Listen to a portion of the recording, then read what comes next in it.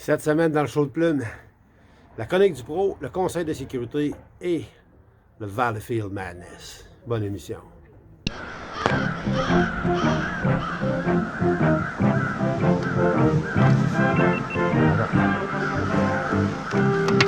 Deuxième.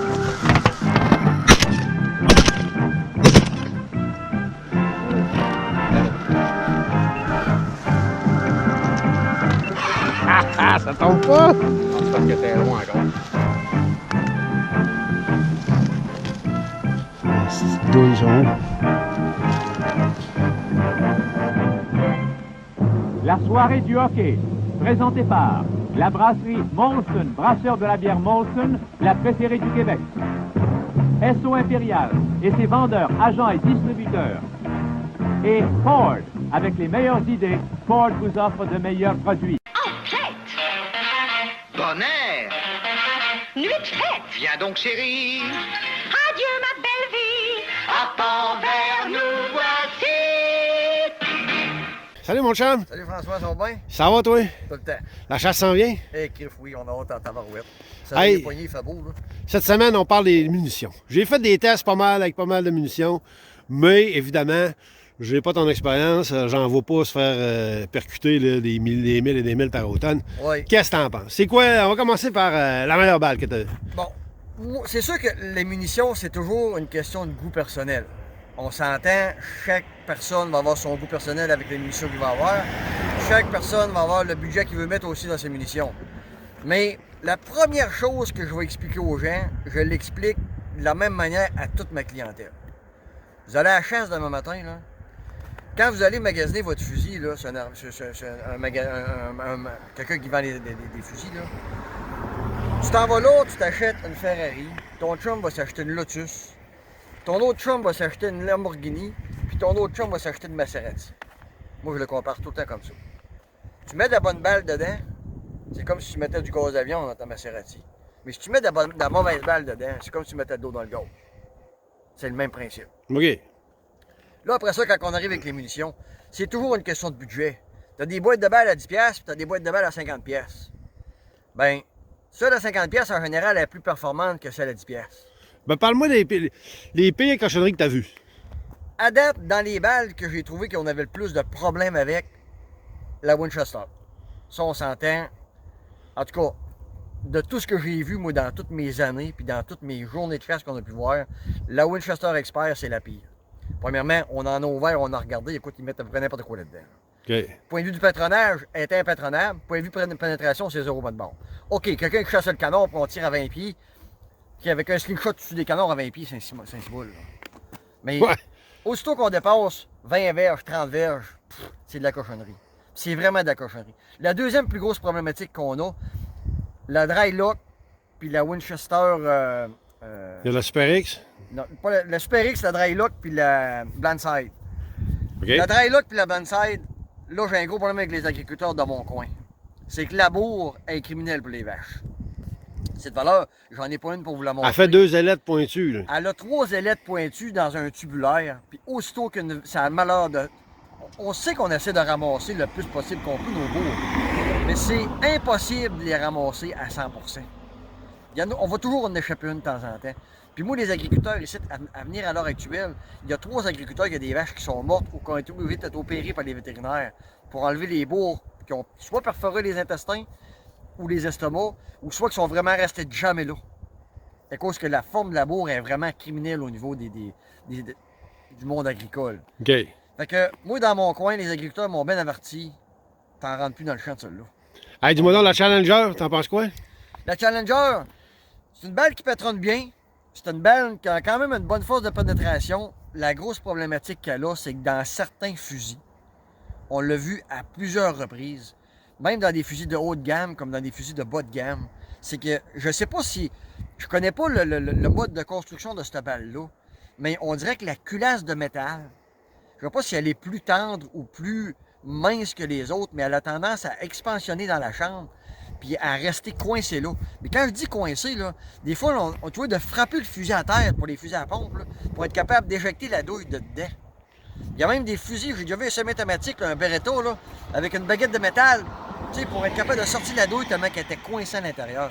OK. Ça, c'est le problème le plus fréquent qu'on rencontre avec cette balle-là. Après ça, on parle de Remington. On parle de la Winchester, de Remington Sportman ou de la Nitro Steel. La Nitro Steel, ouais, parle-moi de ça. J'ai entendu toutes sortes d'affaires là-dessus. Deux balles qui fonctionnent bien, qui patronnent assez bien. Le gros problématique qu'elle a, c'est comme pour la Sportman, c'est la qualité de la poudre. Ils la font à moins cher, on s'entend, c'est le bas de gamme de Remington. Elle dégage énormément, mais quand je dis énormément de résidus de poudre, là, et elle encrasse les fusils. Après une boîte et demie de balles, ton fusil est complètement encrassé. OK. Ça, c'est le gros problème qu'elle a. La Nitro Steel, moi, là, dans mon expérience que j'ai vécue, elle va numéro 1. Elle patronne bien, elle est stable, elle prend pas l'humidité, elle va number 1.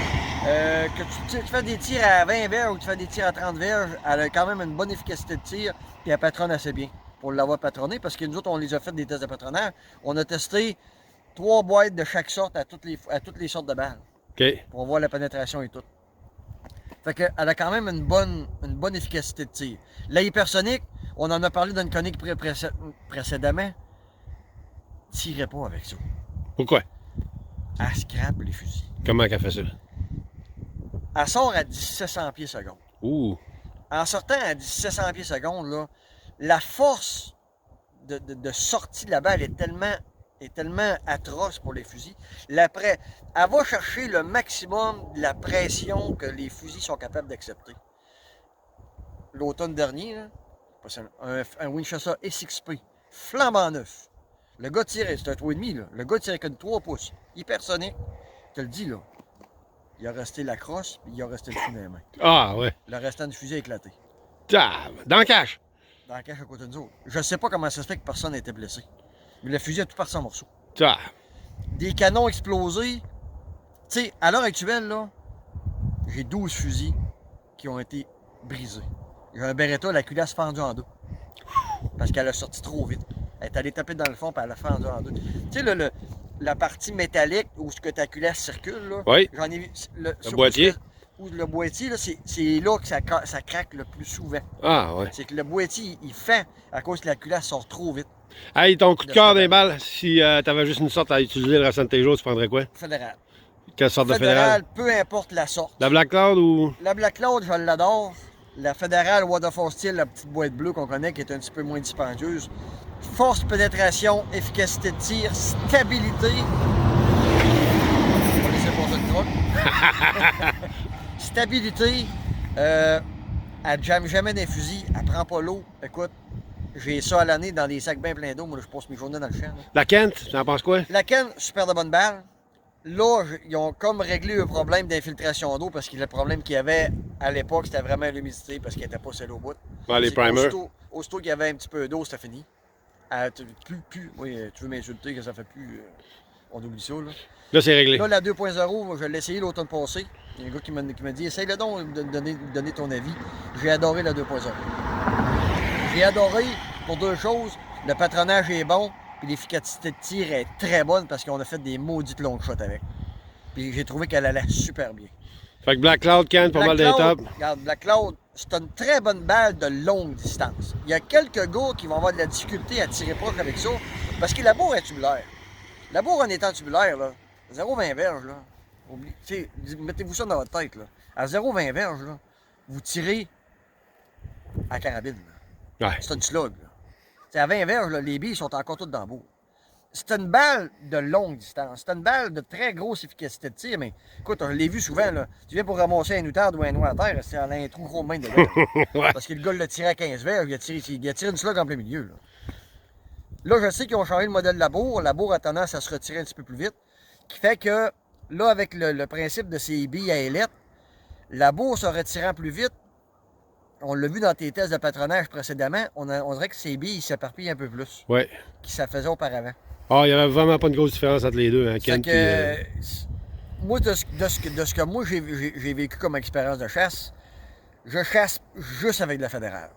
Que ce soit de la Black Cloud ou que ce soit la Waterfall Steel, la boîte bleue, je ne chasse qu'avec ça. T'es pas commandité par eux autres, là? Non. Pas pour au staff ou aux autres, non Il n'y a plus. pas de commanditaire. OK. Hey, Pas de commanditaire, je suis pas assez tatoué pour en avoir. moi non plus. Hey, merci, Marc. Hey, ça fait un gros plaisir, mon Yes, sir. On vient de voir aux arpents verts. Ah oui, certainement.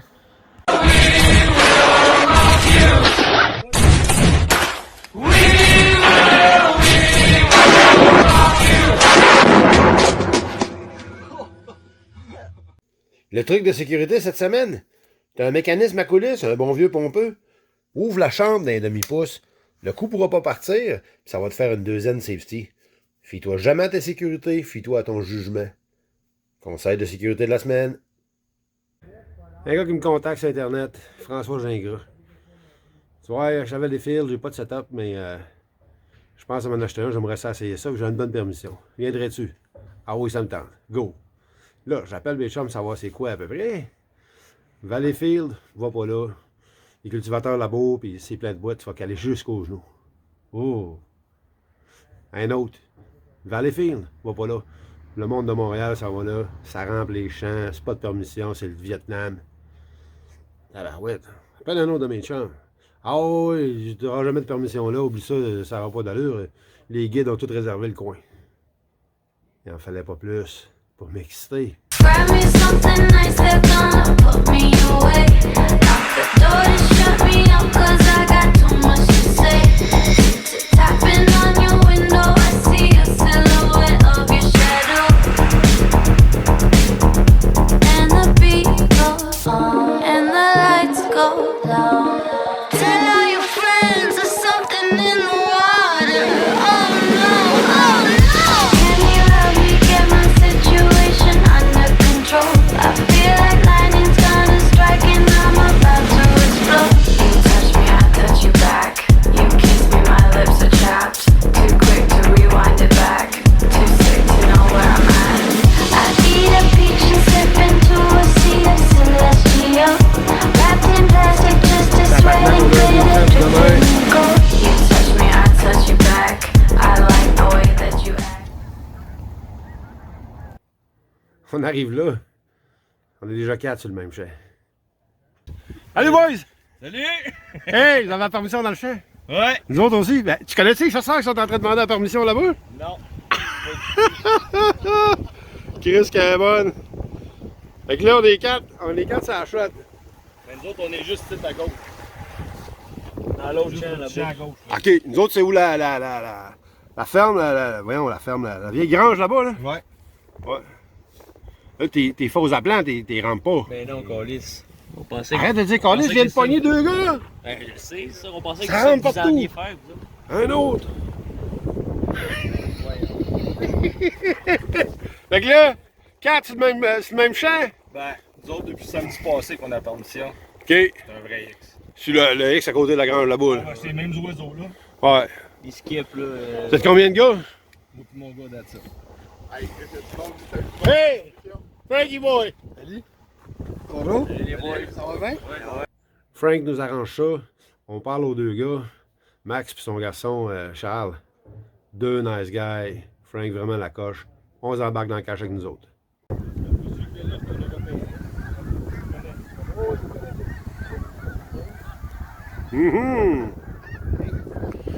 On arrive le matin, c'est gelé.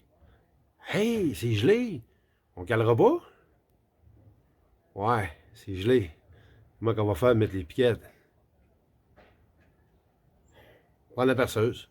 La drill n'a pas duré longtemps. En fin de compte, on installe rien qu'un 200. Plus de perceuse. C'est mort. C'est mort. Ça vole pas.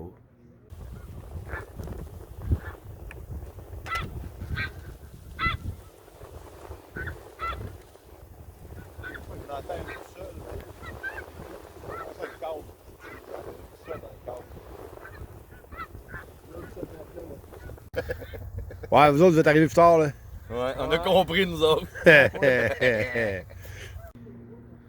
À midi, on sort? On va aller manger? Oh non. Fait que là, on vient d'aller manger notre pizza. Merci le chum Frank, la pizza.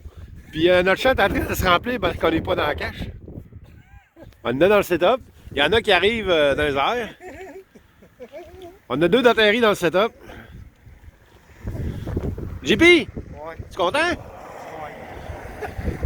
On se parle, on se regarde. Pas le choix de ramper notre propre setup, est-ce que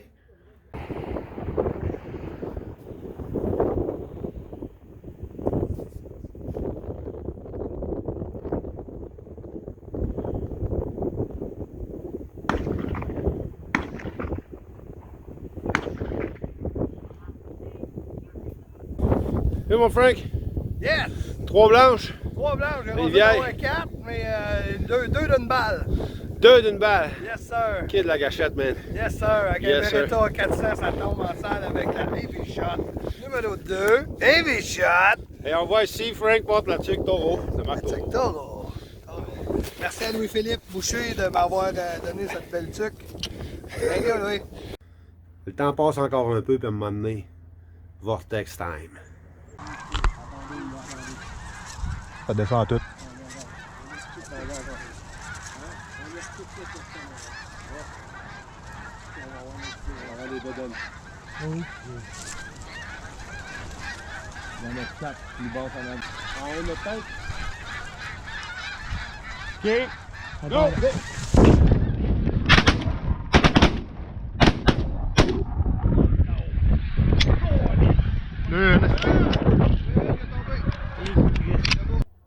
Donne le go là-dedans. Il en tombe une. Bon, let's go. C'était ça la chasse dans le coin de Valleyfield. Vraiment du monde cool, du monde correct. Une belle shot, du fun à mort. Puis à refaire l'année prochaine, mais peut-être un peu plus tard. C'était juste la grosse blanche. Hey! À la semaine prochaine.